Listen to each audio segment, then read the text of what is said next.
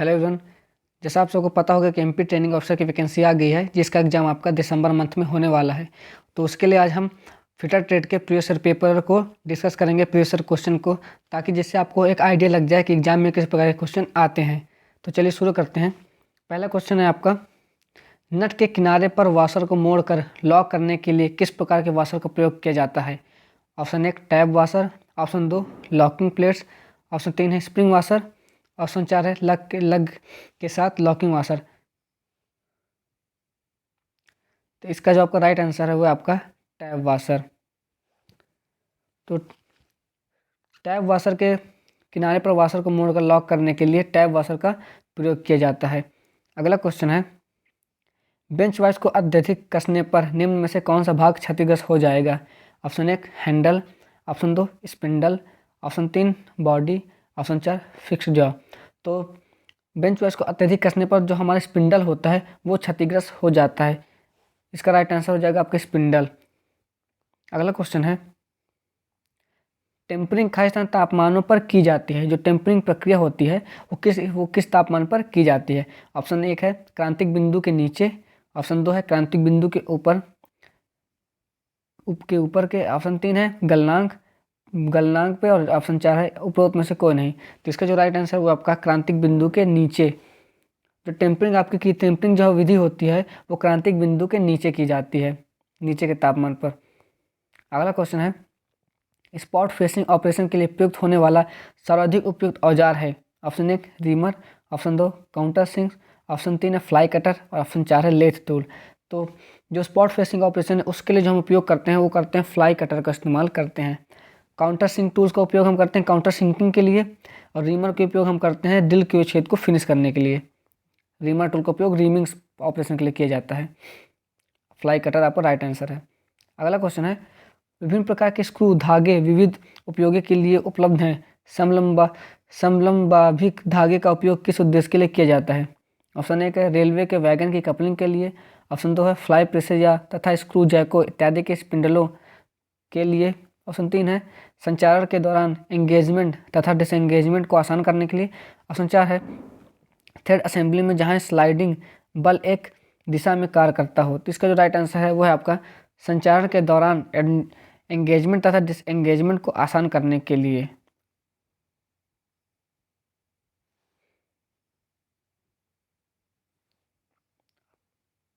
अगला क्वेश्चन है, एक अनियमित आकार के वर्कपीस को लेथ खराद पर घुमाया गया, निम्न में से किस वर्क होल्डिंग उपसाधन का प्रयोग किया जाएगा? ऑप्शन 1 है 3 जबड़ा 3 जॉ चक्का, ऑप्शन 2 है 2 जबड़ा चक 2 जॉ चक्का, ऑप्शन 3 है ड्राइविंग प्लेट का, ऑप्शन 4 है फेस प्लेट का। तो इसका जो राइट आंसर है वो आपका फेस प्लेट। तो फेस प्लेट का उपयोग हम अनियमित आकार के वर्कपीस को लेथ मशीन पर पकड़ने के लिए करेंगे। अगला क्वेश्चन है, छोटे व्यास वाले होल छिद्र तथा छिद्रों के उभारों की स्क्रैपिंग के लिए किस प्रकार के स्क्रैपर का उपयोग किया जाता है? Option 1 half round scraper, option 2 flat scraper, option 3 है बुल नोज स्क्रैपर, ऑप्शन 4 है 3 स्क्वायर स्क्रैपर। तो इसका जो राइट आंसर है वो आपका 3 स्क्वायर स्क्रैपर। इसका उपयोग हम कहाँ पे करते हैं? तो छोटे व्यास वाले होल तथा छिद्रों के उभारों को स्क्रैपिंग के लिए 3 स्क्वायर स्क्रैपर का उपयोग करा जाता है। अगला क्वेश्चन आपका, टंगस्टन कार्बाइड तथा सिरेमिक्स की लैपिंग के लिए एब्रेसिव अपघर्षक सामग्री का उपयोग किया जाता है। यह है ऑप्शन 1 डायमंड हीरा, ऑप्शन 2 एल्यूमिनियम ऑक्साइड, ऑप्शन 3 है बोरोन कार्बाइड, ऑप्शन 4 है सिलिकॉन कार्बाइड। तो इसका जो राइट आंसर है वो है हीरा, डायमंड। तो टंगस्टन कार्बाइड तथा सिरेमिक्स की लैपिंग के लिए अपघर्षक सामग्री का उपयोग किया जाता है जो आपकी हीरा है, हीरा का उपयोग किया जाता है। अगला क्वेश्चन है, drill chuck drilling machine spindle पर खास टर्न के माध्यम से लगाए जाते हैं। Drill chuck, option 1 knurling ring, option 2 है आर्बर, ऑप्शन 3 है ड्रिफ्ट, ऑप्शन 4 है पिनियन तथा की। जिसका जो राइट आंसर है वो है आर्बर। तो मशीन स्पिंडल पर जो ड्रिल चक ड्रिलिंग मशीन पर आर्बर के द्वारा लगाए जाते हैं। देखिए यहाँ पे आपका ड्रिफ्ट जो है, यहाँ पे ड्रिफ्ट उसके लिए होता है जो हमारा ड्रिल जो हमारा वो होता है बर्मा होता है, उसको लगाने के लिए हम किसका उपयोग करते हैं? ड्रिफ्ट का। लेकिन यहाँ पे हमको पूछा है ड्रिल चक लगाने के लिए, drill chuck drilling machine spindle पर लगाने के लिए किसका उपयोग किया जाएगा? तो आर्बर के द्वारा हम लगाते हैं ड्रिल चक को और जो हमारा बर्मा होता है, ड्रिल बिट होता है, ड्रिल बिट होता है, उसको लगाने के लिए हम ड्रिफ्ट का इस्तेमाल करते हैं। किसका? ड्रिफ्ट का। तो यहाँ से आपको क्लियर होगा कि ड्रिफ्ट का उपयोग हम करते हैं जो हमारी ड्रिल बिट होती है उसके लिए, और आर्बर का उपयोग करते हैं ड्रिल चक को लगाने के लिए। अगला क्वेश्चन है, साइन बार के उपयोग द्वारा एक कोण का निर्धारण करने के लिए स्लिप गेज की ऊंचाई तथा साइन बार की लंबाई को खास स्थान का अनुपात बनाना चाहिए। ऑप्शन 1 है कॉस थीटा, ऑप्शन 2 है साइन थीटा, ऑप्शन 3 है टैन थीटा, ऑप्शन 4 है कॉट थीटा। तो इसका जो राइट आंसर है वह है साइन थीटा। साइन बार के उपयोग द्वारा एक कोण का निर्धारण करने के लिए स्लिप गेज की ऊंचाई तथा साइन बार की लंबाई को साइन थीटा का अनुपात बनाना चाहिए। अगला क्वेश्चन है, निम्न में से टेपर रेशियो अनुपात का सही सूत्र कौन सा है? ऑप्शन 1 है के बराबर D minus small D upon L, दूसरा है के बराबर D minus small D upon 2l, तीसरा है के बराबर D plus small D upon L, अगला है के बराबर D plus small D upon 2l। तो इसका जो राइट आंसर है वो आपका K is equal to D minus small D upon L. ये है आपका राइट आंसर किसके लिए? टेपर रेशियो के लिए। अगला क्वेश्चन है, निम्न में से कौन सा विकल्प surface roughness grade N8 N8 के RA का मान संकेतक है? ऑप्शन 1 है 6.3 μm, ऑप्शन 2 है 1.6 μm, ऑप्शन 3 है 3.2 μm, ऑप्शन 4 है 12.5 μm। तो इसका सही उत्तर है 3.2 μm।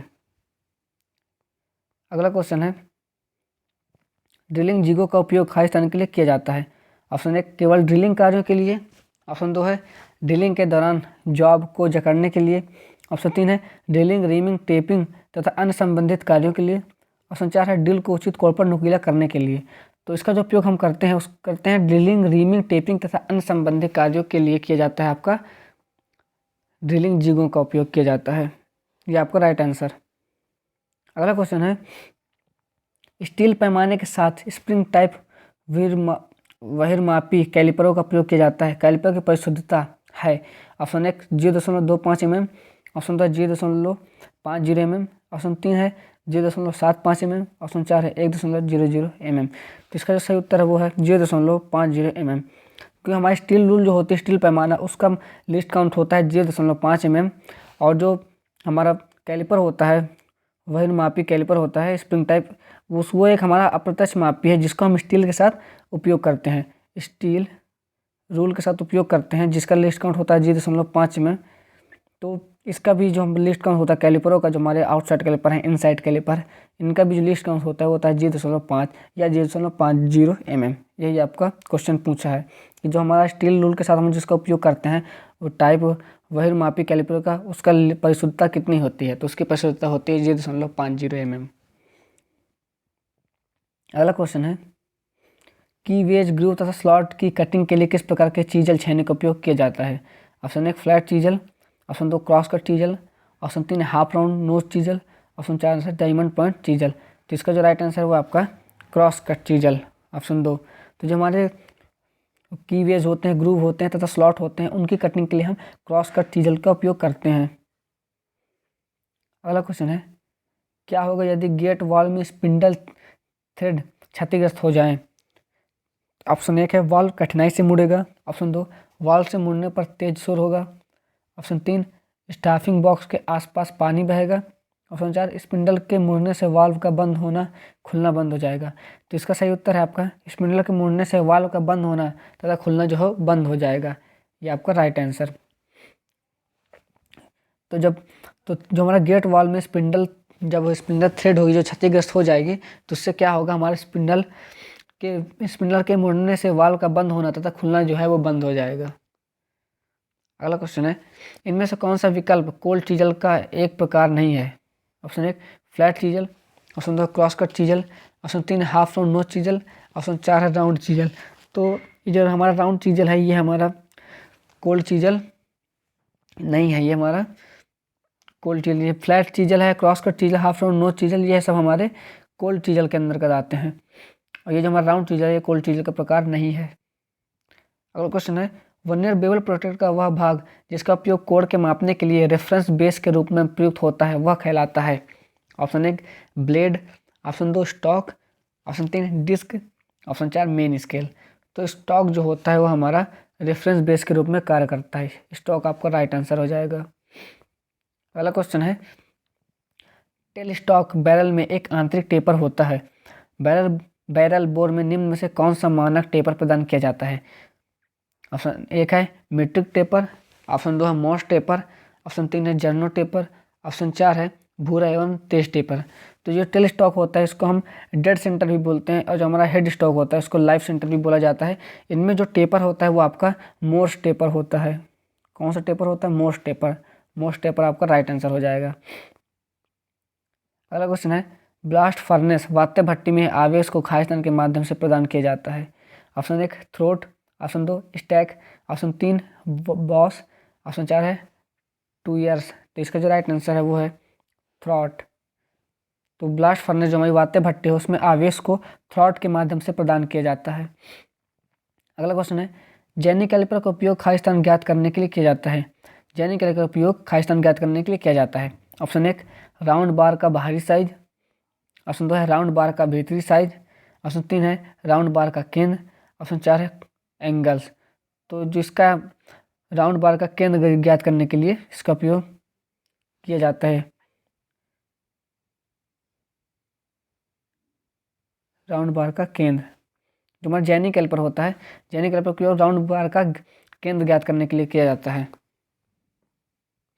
अगला क्वेश्चन है, संचकित लोहे को आरी से काटने के लिए किस कूलेंट का उपयोग किया जाता है? Cast iron the coolant should B.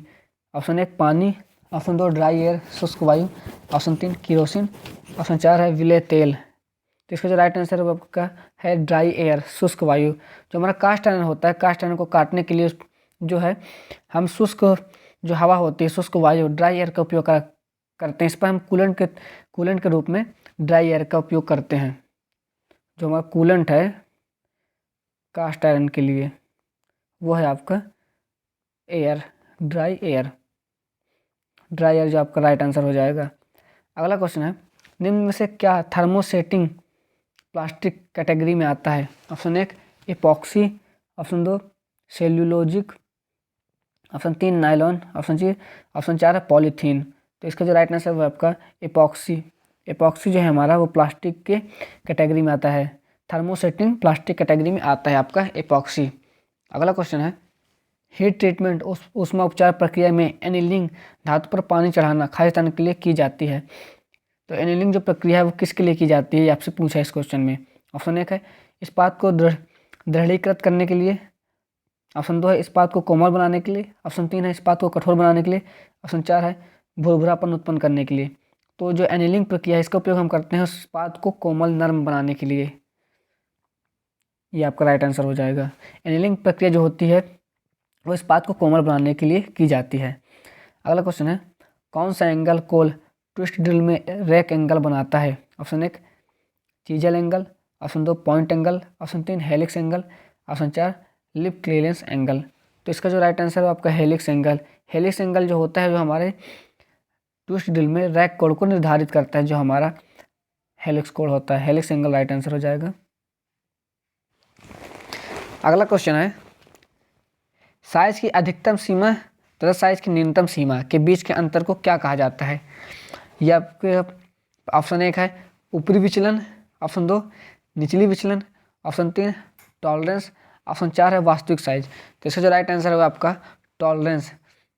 तो क्या होता है, जो साइज की अधिकतम सीमा होती है तथा साइज की जो न्यूनतम सीमा होती है, जो हमारा जॉब है वर्कपीस हमने है उसकी जो अधिकतम मैक्सिमम सीमा और न्यूनतम सीमा है लिमिट है, उसके जो अंतर होता है वो हमारा टॉलरेंस कहलाता है। और यहाँ पे अगर ये कहता है आपसे कि साइज की अधिकतम सीमा तथा साइज की न्यूनतम सीमा का बीजगणितीय अलजेब्रिक अंतर है, अलजेब्रिक अंतर को क्या कहते हैं, तो आपको वहाँ पे क्या होता, वहाँ पे आपका होता विचलन कहलाता, डेविएशन होता। ठीक है। और ऊपरी विचलन और निचली विचलन जो दोनों हैं, यहाँ पे अगर आपसे क्वेश्चन में ये कह रहा है कि अलजेब्रिक अंतर वहाँ पे आपका विचलन होगा। अगर आपका एल्जेब्रिक नहीं शब्द आया है, बीजगणितीय शब्द नहीं आया है, तो वहाँ से आपके ये जो विचलन वाले शब्द ऑप्शन है वो आपको तुरंत एलिमिनेट कर देंगे, क्योंकि विचलन तभी होगा, जो हमारा डेविएशन होता है वो तब होता है जब एल्जेब्रिक अंतर पूछता है। अगर एल्जेब्रिक अंतर नहीं है तो वहाँ पे विचलन होगा ही नहीं। ये हमारा टॉलरेंस है, राइट आंसर। अगला क्वेश्चन है, मिलिंग मिक्सचर में सेटिंग ब्लॉक प्रदान करने का उद्देश्य है। ऑप्शन 1 वर्कपीस को सहारा देना, ऑप्शन 2 कटर को पदस्थापित करना, ऑप्शन 3 है फिक्सचर को मशीन टेबल पर सेट करना, ऑप्शन 4 है वर्कपीस को ज्ञात करना। तो इसका राइट आंसर है कटर को पदस्थापित करना, ऑप्शन 2। तो जो मिलिंग मिक्सचर में सेटिंग ब्लॉक प्रदान करने का उद्देश्य जो होता है वो होता है कटर को पदस्थापित करना। तो अगला क्वेश्चन है, तापमान में बढ़ोतरी होने पर निम्न में से कौन सा जोड़ सबसे पहले असफल होगा। ऑप्शन 1 है soft soldering, option 2 brazing, option 3 welding, option 4 riveting. तो इसका राइट आंसर है आपका सॉफ्ट सोल्डरिंग। ब्रेजिंग और वेल्डिंग ये तो हमारे परमानेंट जॉइंट होते हैं, ब्रेजिंग वेल्डिंग हो गया। तो ये जिन पर तापमान में बढ़ोतरी होने पर निम्न में से कौन जोड़ सबसे पहले, तो ये वेल्डिंग जो होता है तो बहुत मजबूत जो जोड़ होते हैं, इतने जल्दी आसानी से नहीं असफल होता है। ब्रेजिंग भी मजबूत जॉइंट होता है, लेकिन जो सॉफ्ट सोल्डरिंग होती है ये कमज़ोर जॉइंट होता है, ये तापमान में बढ़ोतरी होने पर निम्न जो होता है असफल हो जाता है, सॉफ्ट सोल्डरिंग। अगला क्वेश्चन है, पैन हेड रिवेट किस चीज़ के लिए प्रयुक्त होता है। ऑप्शन 1 सामान्य कार्य के लिए, ऑप्शन 2 संरचनात्मक कार्य, ऑप्शन 3 भारी कार्य, ऑप्शन 4 हल्के कार्य। तो जो स्ट्रक्चरल वर्क होते हैं, संरचनात्मक कार्य होते हैं, उसके लिए पैन हेड रिवेट का उपयोग किया जाता है। अगला क्वेश्चन है, यंत्र के मापन वाले पृष्ठ पर जमी धूल के कणों के कारण होने वाली एरर त्रुटि कहलाती है। ऑप्शन 1 इलास्टिक डिफॉर्मेशन त्रुटि, ऑप्शन 2 पैरेलैक्स त्रुटि, ऑप्शन 3 है कॉन्टैक्ट संपर्क त्रुटि, ऑप्शन 4 है रैंडम एरर यादृच्छिक त्रुटि। तो इसका जो राइट आंसर हुआ आपका कॉन्टैक्ट, जो संपर्क त्रुटि, क्योंकि संपर्क जो हो रहा है जहाँ पे जो मापन वाला पृष्ठ है उस पर धूल जमी है, तो वहाँ पे क्या हो गया, जो संपर्क है वो सही नहीं हो रहा है, इसलिए हमारी संपर्क त्रुटि हो जाएगी। जैसे हमारी जो फेस प्लेट होती है, फेस प्लेट पर अगर धूल जमी, उस पर एक परत जमी, तो जब हम उस पर जॉब रखेंगे तो उस पर हमारी त्रुटि आ जाएगी, तो इसी त्रुटि को हम क्या बोलेंगे, संपर्क त्रुटि। अगला क्वेश्चन है, लैपिंग का उद्देश्य होता है। The purpose of lapping is, जो लैपिंग जो प्रक्रिया होती है उसका उद्देश्य क्या होता है। ऑप्शन 1 अतिरिक्त सामग्री को हटाना, ऑप्शन 2 टेपर को हटाना, ऑप्शन 3 है उच्च सरफेस फिनिश तथा परिशुद्धता प्राप्त करना, या ऑप्शन 4 संघटकों की गुणवत्ता में सुधार। तो जो हमारी लैपिंग प्रक्रिया होती है उसका उद्देश्य होता है उच्च सरफेस फिनिश तथा परिशुद्धता प्राप्त करना, ये उसका प्रयोग होता है। लैपिंग का उद्देश्य होता है लैपिंग प्रक्रिया का उच्च सरफेस फिनिश तथा परिशुद्धता प्राप्त करना, ये आपका राइट आंसर हो जाएगा। अगला क्वेश्चन है, स्ट्रेट सोल्डरिंग पॉइंट्स के लिए निम्न में से किस प्रकार की सोल्डरिंग आयरन का उपयोग किया जाता है। Option 1 hatching type soldering iron, option 2 square point soldering iron, option 3 है स्ट्रेट सोल्डरिंग आयरन, ऑप्शन 4 है उपयुक्त में से कोई नहीं। तो इसका जो राइट आंसर है वो है आपका हैचिंग टाइप सोल्डरिंग आयरन। इसका उपयोग किया जाता है स्ट्रेट सोल्डरिंग पॉइंट्स के लिए, इसका उपयोग किया जाता है। अगला क्वेश्चन है, निम्न में से क्या ब्रेज वेल्डिंग में फ्लक्स का कार्य नहीं है। जो ब्रेज वेल्डिंग होती है उसमें जो फ्लक्स लगाते हैं, फ्लक्स का उपयोग किया जाता है, तो उसका कार्य क्या नहीं है, इनमें से किस कार्य के लिए हम उसको नहीं लगाते, जो उसका कार्य नहीं है वो आपसे पूछा गया है कि क्या जो है हमारा फ्लक्स जो होता है ब्रेज वेल्डिंग में, वो इन चारों ऑप्शन में से कौन सा कार्य है जो फ्लक्स का नहीं है। ऑप्शन 1 जोड़ को रासायनिक रूप से साफ करना, ऑप्शन 2 है फिलर धातु को पिघलाने से पहले वाष्पीकृत करना, ऑप्शन 3 है जोड़ से अशुद्धियों को हटाना, ऑप्शन 4 संगलित फिलर धातु का निर्बाध प्रवाह करना। तो इसका जो राइट आंसर है वो है फिलर धातु को पिघलने से पहले वाष्पीकृत करना। तो ये जो होता है हमारे जो फ्लक्स का उद्देश्य है, फ्लक्स का कार्य है, ये नहीं है। फिलर धातु को पिघलाने से पहले वाष्पीकृत करना जो होता है ये हमारा फ्लक्स का कार्य नहीं है। अगला क्वेश्चन है, फाइन स्क्रू थ्रेड का पासवर्ड कोड तथा स्वरूप की जांच खास तरह के उपयोग द्वारा की जा सकती है। Option 1 plug gauge, option 2 thread micrometer, option 3 है optical projector, option 4 swap gauge. इसका राइट आंसर है आपका ऑप्टिकल प्रोजेक्टर। तो फाइन स्क्रू थ्रेड का पासवर्ड कोड तथा स्वरूप की जांच जो है वो हमारी ऑप्टिकल प्रोजेक्टर के उपयोग द्वारा की जा सकती है। किसके द्वारा की जा सकती है? ऑप्टिकल प्रोजेक्टर के द्वारा। फाइन स्क्रू थ्रेड का पार्श्व कोण तथा स्वरूप की जांच की जा सकती है। अगला क्वेश्चन है, आधात वर्धनीयता धातु का वह गुण है जो खाली स्थान के निर्माण में सहायक होता है। Option 1 rod, option 2 plate, option 3 पतली सीटों, ऑप्शन 4 तार वायर्स। तो इसका राइट आंसर है आपका वो है पतली सीट, पतली सीटों। तो जो आधात वर्धनीयता जो धातु का गुण है जिसके कारण पतली सीटों में धातु जो है वो निर्माण उसका होता है। आधात वर्धनीयता धातु का वह गुण है जो पतली सीटों के निर्माण में सहायता होती है। तो जो पतली सीटों का निर्माण होता है वो हमारा आधात वर्धनीयता के गुण के कारण ही हो पाता है। अगर आधात वर्धनीयता का गुण जिस धातु में नहीं होगा तो वह धातु हमारी पतली सीटों में नहीं हो पाएगी, पतली सीटों में परिवर्तित नहीं हो पाएगी वह धातु। अगला क्वेश्चन है, स्टील की टेम्परिंग का उद्देश्य होता है। जो स्टील पर टेम्परिंग की जाती है उसका उद्देश्य क्या होता है? ऑप्शन 1 कठोरता तथा दृढ़ता को नियंत्रित करना, ऑप्शन 2 भुरभुरापन कम करना, ऑप्शन 3 आंतरिक तनाव तथा ऐंठन से मुक्त करना, ऑप्शन 4 उपरोक्त सभी। तो कठोरता तथा दृढ़ता को नियंत्रित करना ये भी सही है, भुरभुरापन कम करना ये भी आपका सही है, तथा आंतरिक तनाव तथा ऐंठन को मुक्त करना यह भी आपका सही है। तो आपका उपरोक्त सभी आपका राइट आंसर हो जाएगा। जो हमारे स्टील पर टेम्परिंग करते हैं वो हम इन तीनों उद्देश्य के लिए करते हैं। ये तीनों उद्देश्य हमारे प्राप्त हो जाते हैं स्टील की टेम्परिंग से। अगला क्वेश्चन है, वांछित गुणधर्म प्राप्त करने हेतु स्टील की संरचना में बदलाव करने के लिए की जाने वाली तापन तथा शीतलन की प्रक्रिया क्या कहलाती है? ऑप्शन 1 हार्डनिंग दृढ़ीकरण, ऑप्शन 2 हीट ट्रीटमेंट ऊष्मीय उपचार, ऑप्शन 3 नॉर्मलाइजिंग सामान्यकरण, ऑप्शन 4 टेम्परिंग। इसका राइट आंसर आपका वो है हीट ट्रीटमेंट, ऊष्मा उपचार। वांछित गुणधर्म प्राप्त करने के लिए स्टील की संरचना में बदलाव करने के लिए की जाने वाली तापन तथा शीतलन जो प्रक्रिया है वो ऊष्मीय उपचार हीट ट्रीटमेंट कहलाती है। ये आपका राइट आंसर हो जाएगा। अगला क्वेश्चन है, लाइफ सेंटर नोज का अंतर्विष्ट कोण होता है। Option 1 30 degree, option 2 45 degree, option 3 60 degree, option 4 90 degree. तो जो लाइफ सेंटर नोज का अंतर्विष्ट कोण होता है वो आपका 60 डिग्री होता है।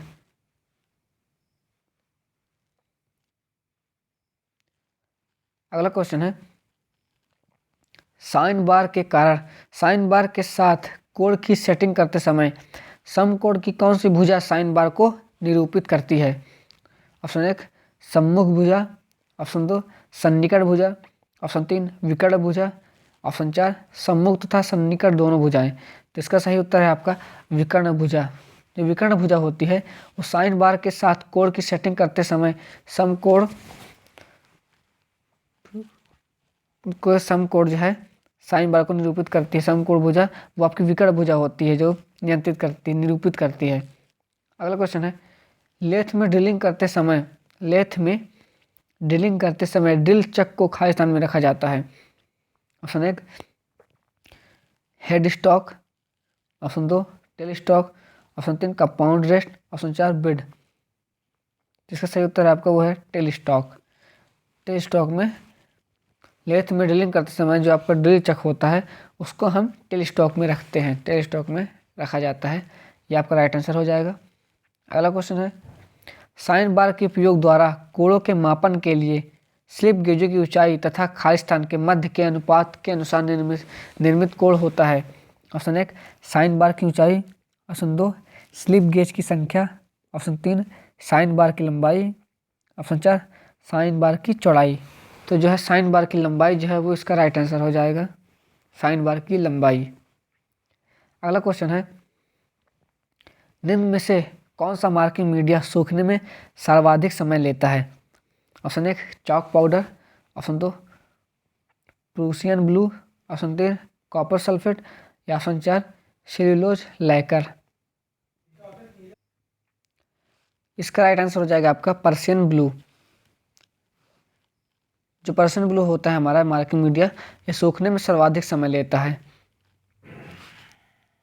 अगला क्वेश्चन है, वी ब्लॉक का अंतर्विष्ट कोण सदैव खाली स्थान होता है। Option 1 45 degree, option 2 60 degree, option 3 है 90 डिग्री, ऑप्शन 4 है 120 डिग्री। तो इसका जो राइट आंसर है आपका वो है 90 डिग्री, ऑप्शन 90 डिग्री आपका राइट आंसर हो जाएगा। वी ब्लॉक का जो अंतरिक्ष कोण होता है सदैव आपका 90 डिग्री होता है। अगला क्वेश्चन है, निम्न में से कौन सा ऑपरेशन केंद्रों के मध्य रखे हुए वर्क पीस पर नहीं किया जा सकता? ऑप्शन 1 नर्लिंग, ऑप्शन 2 प्लगिंग द्वारा under cutting, option 3 thread cutting, option 4 parting off. तो पार्टिंग ऑफ जो है, जो संक्रिय है आपका राइट आंसर है। तो पार्टिंग जो ऑफ है ये ऑपरेशन केंद्रों के मध्य रखे हुए वर्क पीस पर नहीं किया जा सकता है। अगला क्वेश्चन है, वर्नियर बेवल प्रोट्रैक्टर में एक अंश कितने वर्नियर डिवीजनों में विभाजित होता है? Option 1 24, option 2 20, option 3 12, option 4 10। इसका राइट आंसर है 12। जो हमारा वर्नियर बेवल प्रोट्रैक्टर में एक अंश होता है वो 12 वर्नियर डिवीजनों में विभाजित किया हुआ होता है। अगला क्वेश्चन है, लेथ हेड स्टॉक किस स्पिंडल नोच पर प्रयुक्त होने वाला टेपर है? ऑप्शन 1 जर्नो टेपर, ऑप्शन 2 भूरा और तेज taper, option 3 pin taper, option 4 Morse taper. इसका राइट आंसर है आपका मोर्स टेपर। मोर्स टेपर जो होता है आपका वो लेथ हेड स्टॉक की स्पिंडल नोच पर प्रयुक्त होने वाला टेपर है, मोर्स टेपर। अगला क्वेश्चन है, वेल्डिंग में नॉन डिस्ट्रक्टिव टेस्ट होता है? Option 1 tensile test, option 2 impact test, option 3 fatigue test, option 4 radiographic test. तो इसका राइट आंसर आपका रेडियोग्राफिक टेस्ट। अगला क्वेश्चन है, high speed steel HSS cutting tool के सामान्य संयोजन का अनुपात 18:4:1 है। इस अनुपात में 18 खास तन को संदर्भित है। Option 1 chromium, option 2 tungsten, option 3 cobalt, option 4 vanadium. इसका राइट आंसर है आपका टंगस्टन। जो 18 है हमारा अनुपात में 18 वो टंगस्टन को सब संदर्भित कर रहा है। अगला क्वेश्चन है, 1 मीटर जो है वो खास तन के बराबर होता है। 100 मिलीमीटर, 500 मिलीमीटर, 1000 मिलीमीटर या 0.10 मिलीमीटर। तो इसका राइट आंसर है आपका 1000 मिलीमीटर। 1 मीटर में 1000 मिलीमीटर होते हैं। तो देखिए इस तरह क्वेश्चन भी आपके एग्जाम में आते हैं। ट्रेनिंग ऑफिसर का क्वेश्चन पेपर, इसमें इस तरह क्वेश्चन आएंगे। आप ये सब क्वेश्चन को छोटे क्वेश्चन समझते हैं, इन पर ज़्यादा ध्यान नहीं देते हैं। ऐसे क्वेश्चन भी आपके एग्जाम में आते हैं। इसीलिए आपकी थ्योरी जो है वो बेसिक से एकदम क्लियर होनी चाहिए आपको। अगला क्वेश्चन है, संघटक के अधिकतम साइज की सीमा तथा इसके संगत आधार के मध्य अंतर होता है। ऑप्शन 1 वास्तविक विचलन, ऑप्शन 2 ऊपरी विचलन, ऑप्शन 3 टॉलरेंस या ऑप्शन 4 निम्न विचलन। इसका राइट आंसर आपका वो है ऊपरी विचलन। ये आपका राइट आंसर हो जाएगा। अगला क्वेश्चन है, यदि संघटक की विमा साइज की सीमाओं के भीतर परिष्कृत की जाती है तो यह खालिस्तान होगा। ऑप्शन 1 न्यूनतम साइज, ऑप्शन 2 मूल साइज, ऑप्शन 3 स्वीकार्य साइज, ऑप्शन 4 अस्वीकृत साइज। इसका राइट आंसर आपका स्वीकृत साइज, जो एक्सेप्ट साइज होगा आपका। तो यदि संघटक की विमा साइज की सीमाओं के भीतर परिष्कृत की जाती है तो यह आपका स्वीकृत साइज, स्वीकार्य साइज कहलाता है। अगला क्वेश्चन है, निम्न में से क्या दुर्घटना का एक कारण नहीं है? ऑप्शन 1 जोखिम के बारे में जानकारी न होना, ऑप्शन 2 उपेक्षा, ऑप्शन 3 उपकरणों का अनुचित उपयोग, ऑप्शन 3 दस्तानों का उपयोग। इसका राइट आंसर आपका दस्तानों का उपयोग। जो दस्तानों का उपयोग है वो आपका दुर्घटना का एक कारण नहीं है। अगला क्वेश्चन है, ऐसी जिग जिसमें बेस नहीं होता है लेकिन ड्रिल किए जाने वाले जॉब पर सेट किया जा सकता है वो कहलाती है। Option 1 box jig, option 2 sandwich jig, option 3 channel jig या ऑप्शन 4 टूनियन जिग। तो जो चैनल जिग होती है ये आपका राइट आंसर है। चैनल जिग जो होती है ऐसी जिग है जिसमें बेस नहीं होता है लेकिन ड्रिल किए जाने वाले जॉब पर सेट किया जा सकता है। अगला क्वेश्चन है, फाइल का सकरा तथा पतला भाग जो हैंडल में फिट होता है कहलाता है। Option 1 ferrule, option 2 tang, option 3 heel, 4 tip. तो टैंग जो होता है फाइल में आपका जो हैंडल में फिट होने वाला भाग होता है फेरुल जो होता है वो हैंडल और हैंडल के पास जो लोहे का छल्ला होता है लगाया जाता है, जिससे आपका हैंडल फैले नहीं। हील जो होती है ये आपकी, जैसे आपकी फाइल है, ये आपके दांते कटे हुए हैं, ये आपका हैंडल है। जो हैंडल के अंदर जो ये है भाग होता है फिट, ये आपका टैंक कहलाता है। ये वाला भाग जहाँ पर दांते नहीं कटे होते हैं, इस भाग पे, ये आपकी हील कहलाती है। और फेरुल यहाँ पे लगा होता है, एक छल्ला होता है। और टिप होती है, ये आगे का भाग आपका टिप कहलाता है। तो फेरुल आपका ये है, फेरुल। टैंक आपका ये वाला भाग है, हील आपका ये है, और टिप आपका ये है। तो टैंक इसका राइट आंसर हो जाएगा।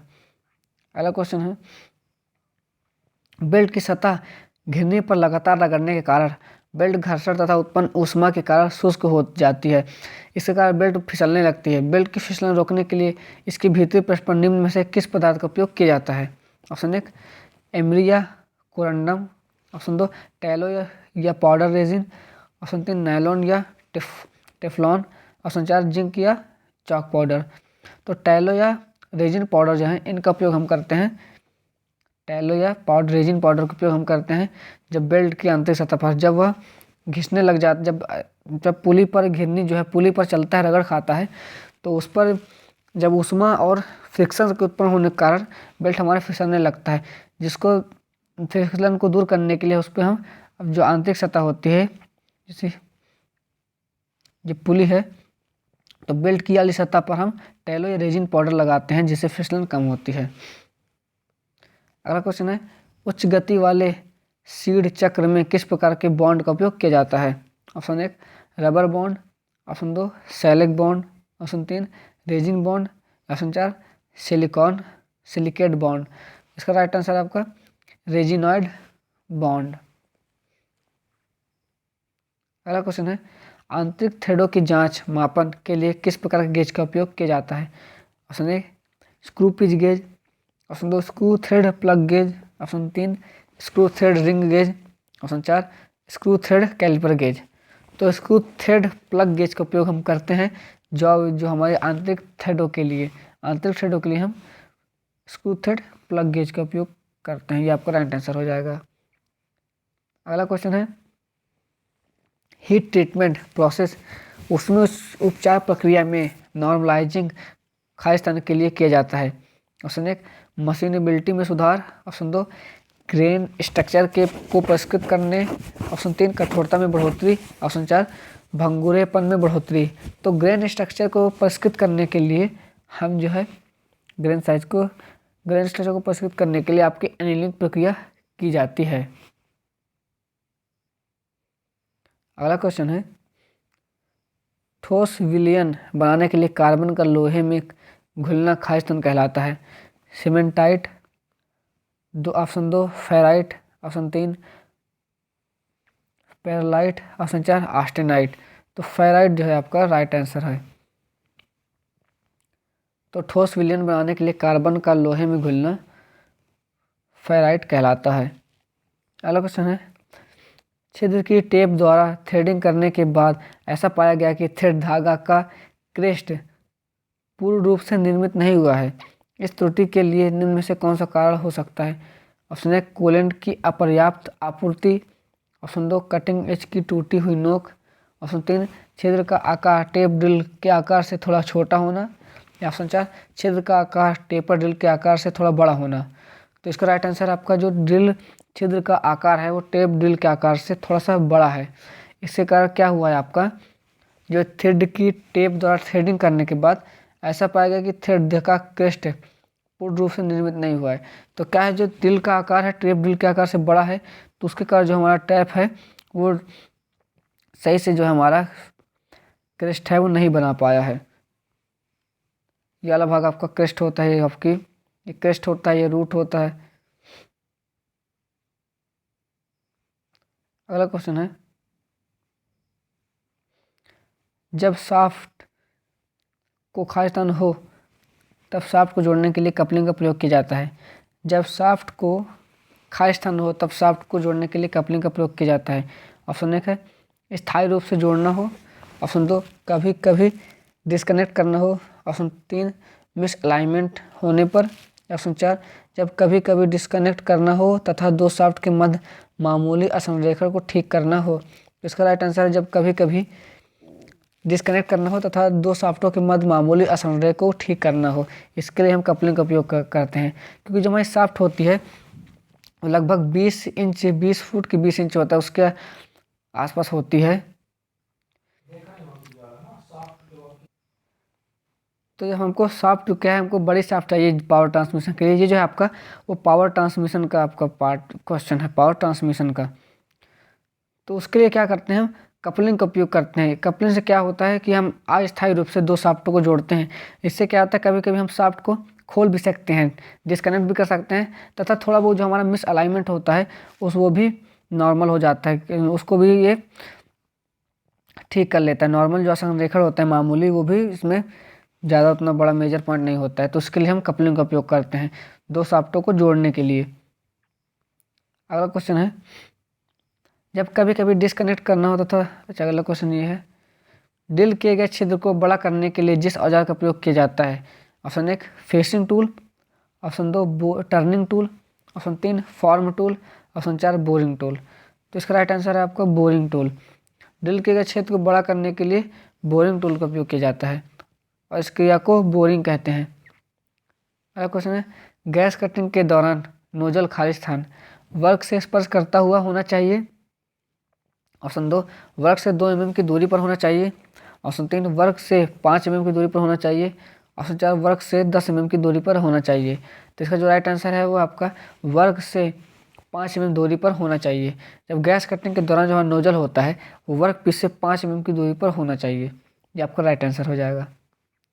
अगला क्वेश्चन है, वर्नियर कैलिपर की डेप्थ बार खाली स्थान से संलग्न रहती है। Option 1, main scale. Option 2, fixed jaw. Option 3, screw. Option 4, movable jaw. तो इसका राइट आंसर है वो है मूवेबल जॉ। तो हमारा जो डेप्थ बार होती है वर्नियर कैलिपर में, जैसे ये आपका वर्नियर कैलिपर है, ये आपकी फिक्स जॉ है और ये आपकी मूवेबल जॉ है, और इसी मूवेबल जॉ से हमारी डेप्थ बार जुड़ी होती है। जैसे जैसे ये हमारी मूवेबल जॉ खुलती है उसी तरह हमारी डेप्थ बार खुलती है। तो जितना mm हमारा ये दिखाएगा जॉब को, जैसे हमने नापा 20 mm दिखा रहा है, तो 20 mm नाप डेप्थ बार भी निकलेगी, डेप्थ बार भी 20 mm नाप को दर्शाएगी। तो जितना ये खुलेगी उतनी हमारी डेप्थ बार खुलती है। तो जो हमारी डेप्थ बार होती है वो मूवेबल जॉ से जुड़ी होती है, क्योंकि तभी वो नीचे बढ़ती है जॉब को मापने के लिए। अगर मूवेबल जॉ से नहीं जुड़ी होगी तो मूव ही नहीं करेगी, तो उस स्थिति में माप कैसे देगी। अगला क्वेश्चन है, लेथ का हेड स्टॉक खाली स्थान में स्थिर होता है। ऑप्शन 1, लेथ बिट के दाएं सिरे पर। लेथ बिट के बाएं सिरे पर। लेथ बिट के मध्य में। लेथ बिट की तली पर। तो जो है लेथ का हेड स्टॉक होता है वो लेथ बिट के बाएं सिरे पर स्थिर होता है। ये आपका राइट आंसर हो जाएगा। अगला क्वेश्चन है, ब्रोंजिंग बर्मा द्वारा छेद करना वह प्रक्रिया है जिसमें एक उपकरण को छिद्र या सतह के माध्यम से पुश या पुल किया जाता है। ऑप्शन 2, एक वर्कपीस को उपकरण के माध्यम से पुश या पुल किया जाता है।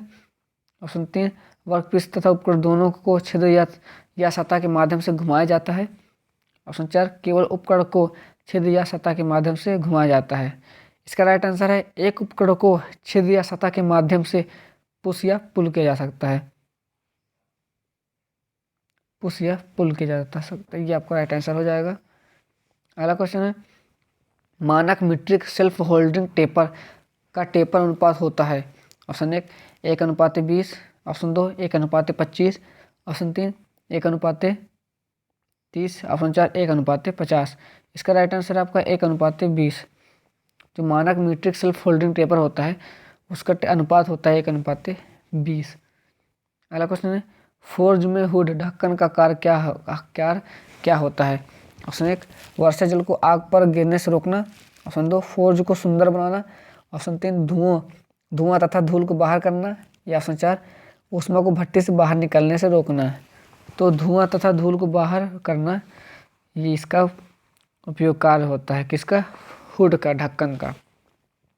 अगला क्वेश्चन है, सोल्डर में फ्लक्स गाला का कार्य होता है। ऑप्शन 1, सोल्डर सतह से ऑक्साइडों को हटाना, संक्षारण को रोकना, गीली सतह को प्रोन्नत करना, उपरोक्त सभी। तो उपरोक्त सभी इसका राइट आंसर है। तीनों जो जो कार्य होते हैं ये हमारे फ्लक्स के कार्य होते हैं। क्या क्या? सोल्डर सतह से ऑक्साइड को हटाना भी फ्लक्स का कार्य है, संक्षारण रोकना भी, और गीली सतह को प्रोन्नत करना, प्रमोट वेट सरफेस। अगला क्वेश्चन है, चिन्हीकरण उद्देश्य के लिए प्रयुक्त होने वाले इंजीनियरिंग के हथौड़े का भार होता है। ऑप्शन 1 125 ग्राम, ऑप्शन 2 250 ग्राम, ऑप्शन 3 500 ग्राम, ऑप्शन 4 1000 ग्राम। तो जो हमारा चिन्ह उद्देश्य के लिए हमारा इंजीनियरिंग हथौड़ा होता है वो होता है 250 ग्राम, आपका राइट आंसर हो जाएगा। अगला क्वेश्चन है, पतली ट्यूबिंग चोंगा की कटिंग के लिए सर्वाधिक उपयोग हेक्सा ब्लेड होती है। ऑप्शन 1 1.8 mm, ऑप्शन 2 है 1.4 mm, ऑप्शन 3 है 1 mm, ऑप्शन 4 है 0.8 mm। तो पतली ट्यूबों को काटने के लिए जो पिच होती है वो होती है हेक्सा की 0.8 mm। अगला क्वेश्चन है, लिमिटों तथा फिटों का भारतीय मानक प्रणाली के अनुसार मूलभूत टॉलरेंस के 18 ग्रेड हैं। मूलभूत संहिता टॉलरेंस के ग्रेडों की परास है। जो परास है इनमें से कौन सी है? IT1, IT2 से IT18, ऑप्शन 2 IT0, ऑप्शन 3। तो जो होती है टॉलरेंस की परास वो होती है IT01, IT0, IT1, IT2 dash. ये आपका राइट आंसर हो जाएगा। इसको देख लीजिएगा, ये इसकी परास होती है, इसको आप ध्यान दीजिएगा, ऑप्शन को इसको आप याद कर लीजिएगा। अगला क्वेश्चन है, अक्षर ड्रिल सीरीज में सबसे बड़ा ड्रिल साइज खालिस्तान के बराबर होता है। Option 1 10.32 mm, option 2 10.49 mm, option 3 12.01 mm, option 4 15.00 mm। इसका राइट आंसर है 10.49 mm, राइट आंसर। अच्छा ड्रिल सीरीज में सबसे बड़ा ड्रिल साइज जो होता है वो होता है 10.49 mm। अगला क्वेश्चन है, राउंड बार ड्रिलिंग को ज्ञात करने तथा पकड़ने के लिए सर्वश्रेष्ठ यंत्र का चयन कीजिए। ऑप्शन 1 समायोजन locator, option 2 V block, option 3 pin locator, option 4 wedge type locator. इसका राइट आंसर है V block. Round bar drilling को ज्ञात करने तथा पकड़ने के लिए सर्वश्रेष्ठ यंत्र है वी ब्लॉक है। जो राउंड बार होती हैं उनके लिए हम वी ब्लॉक का उपयोग करते हैं। जितने भी सिलेंडरिकल जॉब होते हैं उन पर ड्रिल करने के लिए और भी उपकरण करने के लिए वी ब्लॉक का उपयोग ही किया जाता है। ये आपका राइट आंसर हो जाएगा। अगला क्वेश्चन है, स्पिंडल के प्रत्येक परिक्रमण पर ड्रिल द्वारा जाप को भीतर प्रवेश होने की दूरी खालिस्तान कहलाती है। ऑप्शन 1 ड्रिल की फीड, ऑप्शन 2 ड्रिल की स्पीड, ऑप्शन 3 है ड्रिल की गहराई, ऑप्शन 4 है ड्रिल की कटिंग स्पीड। इसका राइट आंसर है वो है आपका ड्रिल की फीड, आपका राइट आंसर। तो ये आपके टेक्निकल 75 क्वेश्चन फिटर के कंप्लीट होते हैं। आशा करते हैं कि ये जो वीडियो से आपको हेल्प मिलेगी आपको, ताकि आपको लग आए का अंदाज़ा होगा कि किस प्रकार के क्वेश्चन जो आपके एग्जाम में पूछे जाते हैं। ये आपका प्रीवियस ईयर का क्वेश्चन है MP ट्रेनिंग ऑफिसर का फिटर का। तो वीडियो अगर अच्छा लगा हो तो वीडियो को लाइक कर दें और चैनल को सब्सक्राइब करें। ओके, थैंक यू, जय हिंद और बेस्ट ऑफ लक आपके MP ट्रेनिंग ऑफिसर के एग्ज़ाम के लिए।